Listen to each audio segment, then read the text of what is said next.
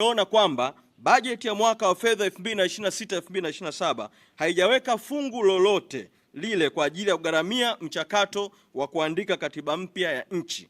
Ikumbukwe, mtawala wa haramu wakati anaapishwa na baadaye alipohutubia bunge haramu lililotokana na uchaguzi wa mauaji wa tarehe 29 Oktoba 2025 na kuendelea, alidai kuwa ataanzisha mchakato wa katiba mpya ndani ya siku 100.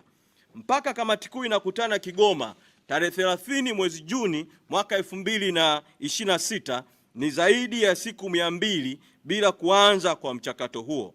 Kamati kuu inasisitiza kwa umma kuwa kutokutengwa kwa bajeti ya kukwamua mchakato wa katiba mpya ni ushahidi wa wazi kwa kila mtu kuwa serikali haramu ya CCM hawataki kuandikwa kwa katiba mpya, huku wakiamini kuwa Watanzania ni watu wa kudanganywa kwa ahadi za hadaa zinazobadilika kama kinyonga.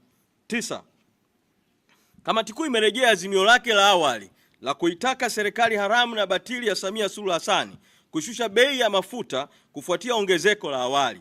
Ongezeko hili lisingekuwepo kama serikali ingedhibiti ufisadi katika mchakato wa ununuzi, ingetoa ruzuku, nafuu ya kodi na kuondoa tozo nyingi ambazo zimeingizwa kwenye bidhaa ya mafuta.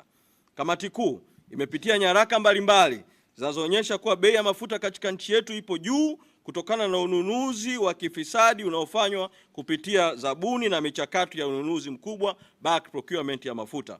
Badala ya kuwa nafuu kwa Watanzania, ununuzi huu hivi sasa una tuhuma za kunufaisha genge la mafisadi. 10.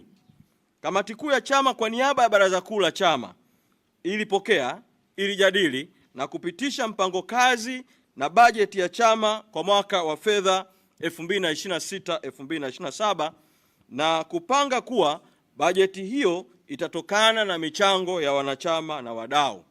Aidha, imesisitiza kuwa msajili wa vyama vya siasa anatakiwa kuipatia Chadema malimbikizo ya ruzuku yake yote ya miezi ya Juni, Julai, Agosti, Septemba na Oktoba 2025. Malimbikizo hayo yanatokana na hujuma kubwa zilizofanywa na msajili wa vyama vya siasa kwa Chadema alipokataa kutambua uongozi wa sekretarieti ya chama pamoja na wajumbe wa kuteuliwa wa kamati kuu, sanjari na visingizio vingine viovu vya ofisi hiyo. 11.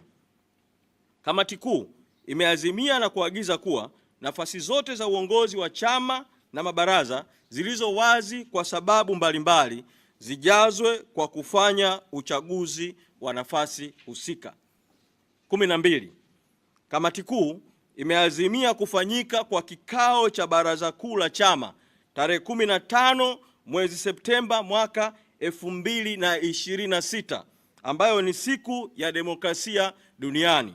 Hivyo, Chadema itaazimisha siku hiyo kwa kufanya maamuzi makubwa kuhusu haki, uhuru, demokrasia na mabadiliko nchini ili kutekeleza na kutimiza kazi za Baraza Kuu kwa mujibu